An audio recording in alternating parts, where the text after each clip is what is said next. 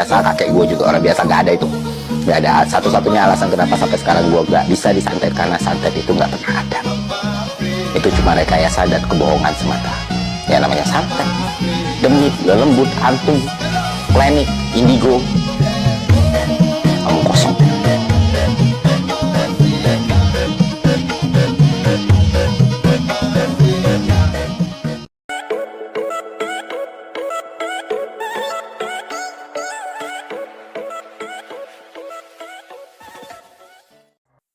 Nggak, masih hidup dan dapat 6,3 juta. Oh, jam 12. Ada ops. Ada ops. Santetnya mulai datang. Hari 25.000. Wah, kunang-kunang. Wah. Ini pasti berita TV warga ya. Wah, korek gue yang kena santet. Deli nonton itunya, Terus? nonton live-nya Terus? dari UK. Kalian udah tahu kan Irwandi Ferry nantang dukun untuk disantet tapi kebal nggak apa-apa, kok bisa? Ini dia. Oke, jadi beberapa hari yang lalu Irwandi Ferry, seorang YouTuber, membuat tantangan yang sangat menggembarkan, di mana dia menantang dukun-dukun agar menyantet dirinya dan menyediakan sebuah hadiah berupa mobil Alphard. Tapi sayangnya Irwandi nungguin hal tersebut sambil live dan tidak terjadi apapun kepada dirinya. Apakah ini berarti Irwandi Ferry itu orang yang kebal? Ya jelas bukan, walaupun dukun-dukun beralasan bahwasanya Irwandi Ferry itu punya keturunan yang luar biasa, keturunan darah biru dan lain sebagainya. Satu alasan kuat kenapa Irwandi Ferry itu tidak kenapa-napa alias kebal, jawabannya adalah karena semata-mata memang santet itu hampir bisa dikatakan nggak ada. Banyak sekali penjelasan ilmiah yang bisa menjelaskan tentang santet. Dan secara sederhananya, santet itu tidak jauh dari sebuah keyakinan. Ibarat kata, kalau misalnya kalian dikasih ancaman berupa santet dan kalian percaya itu, sebagai contoh, misalnya kalian mendapat ancaman santet, bahwasanya 3 hari yang akan datang akan mengalami sakit. Dan kalau kalian percaya itu, maka apapun yang kalian alami selama 3 hari itu, akan dihubung-hubungkan dengan santet. Sehingga seolah-olah santet itu akan terjadi. Tapi kalau misalnya kalian tidak percaya santet dan selalu berpikiran positif, maka santet itu tidak akan terjadi pada kalian. Ibarat seperti sebuah program komputer, kalau dia tidak dimasukin sebuah rumus, maka rumus atau sebuah keputusan tidak akan pernah terjadi. Tapi pertanyaannya, kenapa zaman dulu banyak cerita santet yang katanya berhasil? Jawabannya simpel, karena konsep santet itu masih dipercaya oleh ribuan orang. Ketika suatu konsep dipercaya oleh ribuan orang, maka seakan-akan orang-orang akan mendukung kepercayaan terhadap itu. Tapi gimana menurut kalian? Nah, 6 hari berlalu sejak tantangan itu gue umumkan, sampai detik ini gue masih sehat-sehat saja. Tidak ada tanda-tanda muntah paku, tidak ada tanda-tanda sakit, tidak ada tanda-tanda kena santet. Nah, apakah tidak ada yang mencoba? Oh, banyak yang mencoba, Bapak Ibu semua. Gue hitung di Twitter aja ada 8 orang yang confirm kalau dia mencoba. Dan dari 8 orang ini ada yang ngaku beneran sakti, ada yang ngaku ngelmu, ada yang kenal orang sakti, dan lain sebagainya. Dan ternyata 8-8-nya gugur. Jadi gue liat tweet ini nih, tweet dari Bang Ferry Irawan. Dia nantangin orang buat disantet gitu ya. Coba santet gue kalau bisa.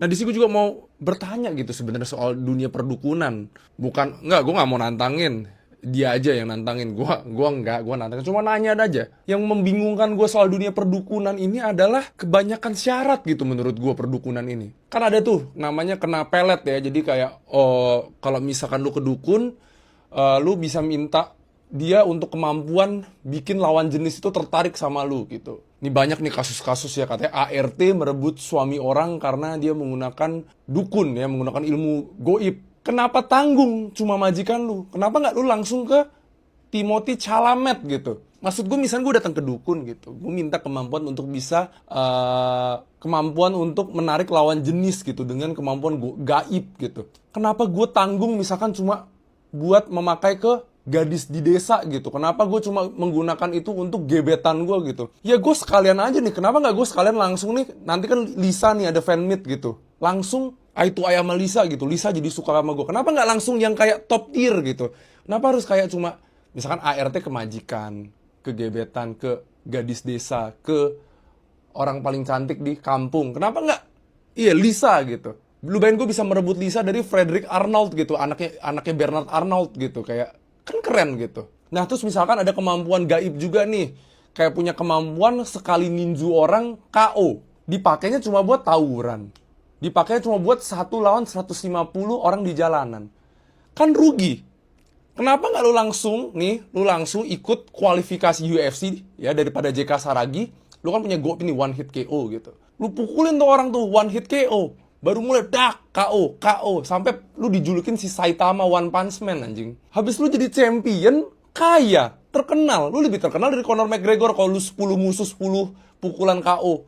Terus kayak santet gitu. Kenapa santet tuh incernya kecil-kecil gitu? Pebisnis di kampung, pebisnis di kabupaten, rival warung lu gitu, rival restoran. Kenapa nggak lu langsung misalkan santet itu Donald Trump gitu? Donald Trump tuh nembak orang aja nggak kena. Nah, lu kenapa nggak pakai santet? Kalau misalkan santet emang tembus gitu, kita harusnya udah jadi negara superpower, men. Putin, Trump, nih santet aja dari jauh gitu loh. Kayak batas syaratnya nih apa gitu. Misalkan kayak deketin cewek, apakah misalkan ceweknya followersnya minimal di bawah 10k gitu baru bisa. Aneh gitu, kayak masa gue dateng nih ke Jin ya, terus kayak Jin, nih gue mau deketin Lisa Blackpink. Terus Jinnya kayak, wah kegedean bos, followernya kegedean. Lu cari yang mikro, under 10k baru bisa. Kayak, masa ada istilah seperti itu di dunia gaib gitu. Jadi kan gue kayak syarat yang aneh gitu, misalkan ada seperti itu. Ferry Irwandi janjikan Alphard buat orang yang bisa menyantetnya. Ini menarik nih. Orang yang bisa nyantetnya 3 orang jadinya gimana? Apakah mobilnya dibagi 3? Bukan nih. Saya sambil ngecek suara 19 Times. Kita baca beritanya. Ferry Irwandi tantang dukun santet. Ditungguin sambil live YouTube. Jadi ceritanya Bang Ferry ini nggak percaya sama yang namanya santet. Bahkan dia sampai bilang, bisa bikin gue muntah paku, gue kasih Alphard. Beneran. Kurang menggiurkan apa tawaran gue? Bahkan dia sampai ngasih nama terang, lahir di mana, umur segala macam biar disantetnya lebih gampang. Saya nyebutnya tampan dan berani. Nah, tiba-tiba ada yang WhatsApp dia ngancem kayak gini nih. Bilang di atas jam 12-an dia akan ngerasa kepala pusing, perut bengkak, kaki nggak bisa jalan. Langsung dia live buat buktiin. Dan selama dia live, nggak ada apapun yang terjadi. Malahan Bang Ferry dapat saweran total 36 juta. Rencana mau kehilangan Alphard malah dapat saweran. Nah, uang itu bakal digunain buat bantu mahasiswa kuliah. Malah ngasih beasiswa jadinya. Kelas abangku. Dia juga bilang begini nih. Mulai hari ini kalau orang ngaku sakti, bisa lihat aura, masa depan, ketawain aja. Kalau ada yang ngaku indigo, suruh berubah. Kalau menurut kamu gimana? Santet itu beneran ada atau enggak? Saya mau denger pendapat kamu. Bang Ferry Irwandi, gue ikutan ya. Buat anda semua dukun-dukun yang bisa nyantet gua. Sampai kapan? Sampai besok dah. Sampai besok jam 12 malam bisa nyantet gua. Gua tiba-tiba keluar paku. Gua kasih nih. Gua nggak bisa kayak Bang Ferry Irwandi ngasih Alphard, Honda CR-V atau sama ini dah nih, Vespa. Tuh, Vespa yang udah dicoret-coret. Lagian sosokan bisa nyantet. Logikanya, kalau lu bisa nyantet, lu tinggal santet aja orang-orang yang gak lu seneng. Misalkan nih, di capres misalkan lu pilih nomor 1, lu santet aja capres nomor 2, nomor 3, kelar, menang. Nih gue kasih tahu nih dukun ya. Nikola Tesla nih, Thomas Alva Edison bikin listrik itu sedunia terkenal, gila lu. Lu mindahin paku ke perut orang kagak terkenal. Soalnya kenapa? Bohong, jay. Udah stop lah, percaya sama gitu-gituan lah. Ke pantai selatan gak boleh pakai baju warna hijau. Kan kesian orang narik Gojek sama Grab. Terus juga kalau ada kemarin gue ngeliat kuntilanak, pasti sendiri. Kagak pernah ada saksi tuh, kagak pernah lu berdua gitu ngeliat kuntilanak, kagak, sendiri. Biar cerita ngimbul lu tuh kagak kegep sama yang lain, tahu gua. Terus yang aneh apa? Persatuan Dukun Indonesia ngelaporin pesulap merah ke polisi. Lalu kalau kagak demen, kalau ngerasa lu itu bener, lu tinggal santet aja pesulap merah. Rame-rame tuh lu santet pesulap merah. Ngapain lu laporin polisi? Terus juga gua ada cerita nih. Gua kan orang kagak percaya sama gitu-gituan ya. Waktu itu gua baru pertama kali naik gunung, gunung gede. Terus kata teman gue, di sini jangan ngomong kasar, ntar katanya di ini nama kuntilanak. Gue kata-katain kuntilanaknya, kuntilanak, tolong datangi aku, temannya aku. Kagak datang, sumpah, serius gue mah. Udah, pokoknya yang bisa nyantet gue kasih mobil CR-V, langsung, gas.